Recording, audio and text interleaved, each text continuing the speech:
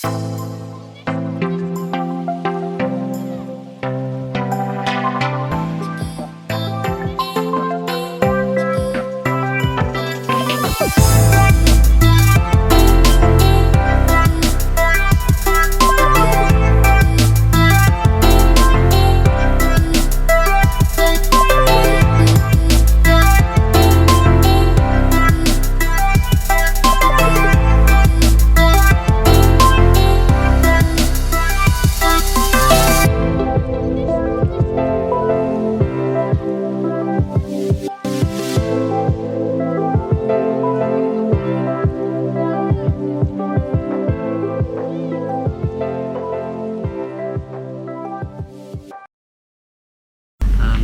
ស្តីអ្នកទាំងអស់គ្នាខ្ញុំបានឈ្មោះរំលងសាយខ្ញុំមកពីខេត្តកំពង់ធំ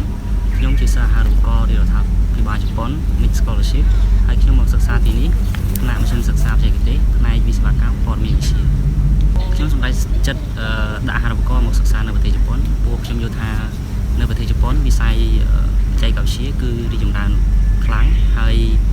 ប្រព័ន្ធអប់រំនៅជប៉ុនក៏ល្អទទួលស្គាល់ថាជាប្រព័ន្ធអប់រំមួយដែលល្អហើយម្យ៉ាងទៀតសង្គមនៅជប៉ុនគឺខ្ញុំយល់ថាវាជាសង្គមមួយដែលមានរបៀបរៀបរយល្អហើយខ្ញុំចូលចិត្តប្រទេសជប៉ុនថាទៅដើម្បីជាប់អាហារូបករណ៍ជប៉ុនយើងនិស្សិតទាំងអស់ត្រូវឆ្លងកាត់3ដំណាក់កាលទី1គឺដំណាក់កាលប្រឡងសរសេរទី2ដំណាក់កាលសម្ភាសន៍ហើយទី3គឺដំណាក់កាលបំពេញបែបបទផ្សេងៗនិងតេស្តសុខភាពសម្រាប់ដំណាក់កាលទី1គឺដំណាក់កាលប្រឡងសរសេរនិស្សិតទាំងអស់ត្រូវប្រឡងចំនួន4មុខវិជ្ជាទី1គឺគណិតវិទ្យា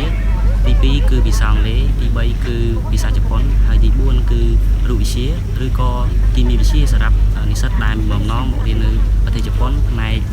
Material Science គឺចំណោម4មុខវិជ្ជាហ្នឹងសំខាន់ជាងគេគឺគណិតវិទ្យាហើយរូបវិទ្យាឬក៏គីមីវិទ្យាហើយភាសាអង់គ្លេសសម្រាប់ភាសាជប៉ុនគឺមិនមែនជាមុខវិជ្ជាមួយដែលយើងដាច់ខាតត្រូវតែជាប់ទេប៉ុន្តែវាជាមុខវិជ្ជាមួយដែលបើយើងធ្វើបានបន្ទុកទៅបន្ទុកហ្នឹងគឺយកទៅបំពេញបន្ថែមទៀតអញ្ចឹងសម្រាប់ភាសាជប៉ុនគឺយើងត្រូវតែធ្វើវាកុំឲ្យអត់ធ្វើសោះយើងត្រូវតែធ្វើវាបើសិនណាបើយើងអត់ចេះយើងគ្រាន់តែទាយវាចោលទៅគ្រីកវាចោលទៅដើម្បីឲ្យយើងបានបន្ទុកខ្លះកុំឲ្យយើងអត់ធ្វើខ្ញុំយល់ថានៅក្នុង3ដំណាក់កាលដែលយើងប្រឡងដំណាក់កាលសរសេរគឺសំខាន់ជាងគេអញ្ចឹងយើងព្យាយាមធ្វើមុខវិជ្ជាគណិតវិទ្យារូបវិទ្យាឬក៏ភាសាអង់គ្លេសហ្នឹងឲ្យបានបន្ទុកច្រើនតាមដែលអាចធ្វើទៅបានជាពិសេសគឺគណិតវិទ្យាហើយនិងរូបវិទ្យានៅតែម្ដង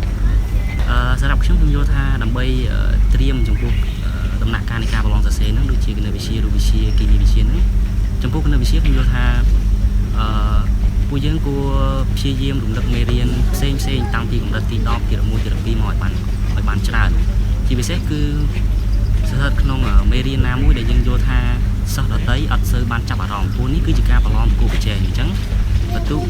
ឬក៏វិញ្ញាសាពេលខ្លះគេចេញវិញ្ញាសាឬក៏ស្ថិតនៅក្នុងមេរៀនណាដែលសិស្សផ្សេងអត់សូវចាប់អារម្មណ៍ឧទាហរណ៍ដូចជាម៉ាត្រីកដែលទាំងមីណង់ឬប្រូបាបដូចជាម៉ាត្រីអញ្ចឹងដូចជាចំនួនខ្ញុំអញ្ចឹងគេចេញម៉ាត្រីមួយលំហាត់អញ្ចឹងពេលខ្លះលំហាត់ម៉ាត្រីហ្នឹងគឺសិស្សផ្សេងអត់សូវចាប់អារម្មណ៍ទេអញ្ចឹងគេអាចចេញលក្ខណៈលំហាត់ប្រភេទហ្នឹងហើយសម្រាប់មុខវិជ្ជាគីមីវិទ្យាភាគច្រើនគឺយើងព្យាយាមមើលដូចគណិតវិទ្យាដែរយើងមើលថ្នាក់ទី10ទី11ទី12ឲ្យបានច្រើនហើយយល់ឲ្យបានច្បាស់ហើយយើងអាចព្យាយាមធ្វើលំហាត់ដូចជាលំហាត់ត្រីប្រឡងតិចណូអីផ្សេងហ្នឹងវាអាចធ្វើឲ្យយើងចេះបានច្រើនបន្ថែមទៀតហើយវាក៏ជាឱកាសមួយដែលយើងអាចទទួលបានបន្ទុកគីមីខ្ពស់នៅក្នុងការប្រឡងMix Scholarship ដែរសម្រាប់ការប្រឡងខ្ញុំយល់ថាដោយសារប្រឡងនេះជាការប្រឡងប្រកួតប្រជែងហើយវិញ្ញាសានេះដូចជាគណិតវិទ្យាអីចឹងចាញ់រៀងច្រើនបន្តិចអញ្ចឹងវាត្រូវការឲ្យយើងអាចគ្រប់គ្រងពេលវេលាល្អនៅពេលប្រឡងអញ្ចឹងខ្ញុំរីកមិនឲ្យពួកយើងព្យាយាមធ្វើឲ្យបានលឿនបន្តិចដើម្បីឲ្យយើងសល់ម៉ោងខ្លះទៅដើម្បីយើងអាចធ្វើវាទាន់ឬក៏អាចបានទៀងវាខ្លះប៉ុន្តែធ្វើលឿនហ្នឹងគឺយើង focus ផងកុំឲ្យធ្វើលឿនពេកអាចខុសអញ្ចឹងយើងសូមឲ្យធ្វើលឿនហើយត្រូវហើយរូបវិទ្យាក៏ដូចគ្នាដែររូបវិទ្យាពីច្រើនដូចចេញជា7ឬ8លំហាត់ក្នុងការប្រឡងអញ្ចឹង7 8រម៉ាំងធំហើយអាចមានកូនចំនួនតូចទៀតអញ្ចឹងយើងអាចធ្វើឲ្យបានលឿនដូចគ្នាព្យាយាមធ្វើឲ្យបានលឿនហើយត្រូវផងនៅក្នុងការសម្ភាសន៍គឺយើងត្រូវប្រើភាសាអង់គ្លេសគណៈកម្មការមានជំនាញជប៉ុននិងមានជំនាញខ្មែរដែរប៉ុន្តែភាសាទូទៅក្នុងការប្រើគឺភាសាអង់គ្លេសសម្រាប់ភាសាអង់គ្លេសខ្ញុំយល់ថាពួកយើងគួរតែប្រឹងរៀនវាព្រោះបន្ថែមយើងត្រូវការប្រឡងទៅជប៉ុនឬក៏ទៅកន្លែងផ្សេ ភាសាមួយដែលគេត្រូវការជំនាញក្នុងការប្រឡងហើយវាក៏សំខាន់ក្នុងការដែលយើងត្រូវប្រើប្រាស់ប្រចាំថ្ងៃដែរព្រោះបើសិនណាបើយើងចង់រៀនឲ្យចេះដល់បានច្រើនព្រោះឯកសារជាភាសាអង់គ្លេសគឺមានច្រើនដែលយើងអាចស្រាវជ្រាវបានអញ្ចឹងបើសិនណាបើយើងអាចលុបបំបាត់របាំងភាសាអង់គ្លេសនឹងមួយបានអញ្ចឹងន័យថាចំណេះដឹងដែលយើងអាចទទួលបានពីសិភៅឬក៏ពី document ផ្សេងៗគឺមានច្រើនដោយប្រើប្រាស់ភាសាអង់គ្លេសនឹងជាយាននៅពេលដែលយើងជាប់វគ្គសម្ភាសន៍ហើយដូចជាមានឯកសារតែបន្តិចបន្តួចទៀតដែលយើងត្រូវបំពេញបន្ថែមហើយនឹងទាំងសុខភាពក៏ជារឿងសំខាន់ដែរព្រោះបើសិនណាបើយើងមានបញ្ហាសុខភាពអញ្ចឹងឱកាសនៃការជាប់អាហារូបករណ៍ក៏អាចជាពិបាកដែរបើសិនណាបើបញ្ហាសុខភាពនេះជាបញ្ហាធ្ងន់ធ្ងរប៉ុន្តែពីច្រើនកម្រមាននិស្សិតណាដែលមា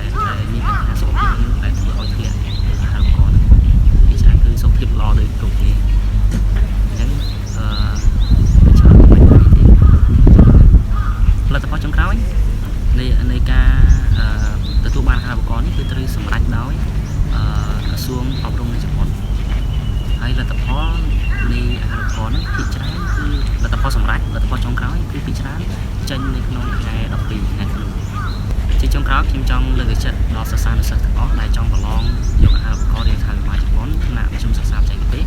ឲ្យព្យាយាមប្រឹងប្រែងរៀនគណិតវិទ្យារូបវិទ្យានឹងឲ្យបានច្រើនព្រោះដើម្បីអីដើម្បីឲ្យយើងអាច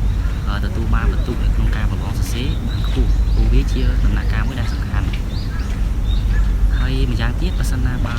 សិស្សនិស្សិតយើងទាំងអស់គ្នាពិតជាចង់មកជប៉ុនមែនខ្ញុំ recommend ឲ្យពួកយើងព្យាយាមរៀនភាសាជប៉ុនឲ្យបានច្រើននៅពេលយើងនៅស្រុកខ្មែរហើយព្រោះដើម្បីអីព្រោះកាលណាយើងមករៀននៅប្រទេសជប៉ុនគឺយើងប្រើប្រាស់ភាសាជប៉ុនជាភាសាក្នុងការរៀនអញ្ចឹងបើសិនណាបើយើងចេះភាសាជប៉ុនមកពីស្រុកខ្មែរបានច្រើនអញ្ចឹងវាជាលក្ខខណ្ឌមួយដែលល្អសម្រាប់ពួកយើងអរគុណច្រើនហើយបើសិនណាបើគ្នាយើងចង់ដឹងព័ត៌មានបន្ថែមទៀតគឺអាច comment សួរនៅក្នុង page នៃ Step 20 បាទ